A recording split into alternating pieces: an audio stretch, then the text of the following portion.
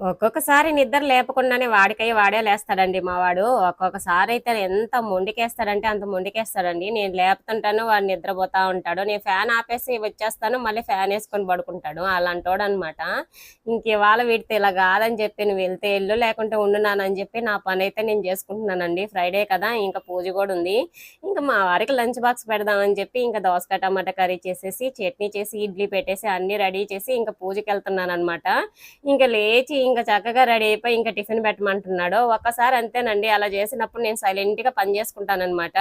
ఇంక వాడే దారికొచ్చేసి ఇంక సరే అని అంటూ ఉంటాడు. ఇంక నేనైతే టిఫిన్ అయితే ఒక ఇడ్లీ తినేసరికి వాడి పనైపోయిద్దండి. అందుకని చెప్పి ఇంక స్కూలుకైతే ఒక 2 పంపించానంటే ఇంక ఫ్రెండ్స్‌తో కలిసి ఇంక షేర్ చేసుకొని తినేస్తాడనమాట. ఈ మధ్య ఈ పనే చేస్తున్నాను. ఇంక కంగారైపోతుందండి పాపం. ఇంక ఈవినింగ్ 5:30కొస్తాడు. ఇంక మళ్ళీ 6:30 కల్లా మళ్ళీ ట్యూషన్ ఎళ్ళిపోయి 9 కొస్తాడనమాట. అందుకే అలసిపోతున్నాడు బిడ్డ పాపం.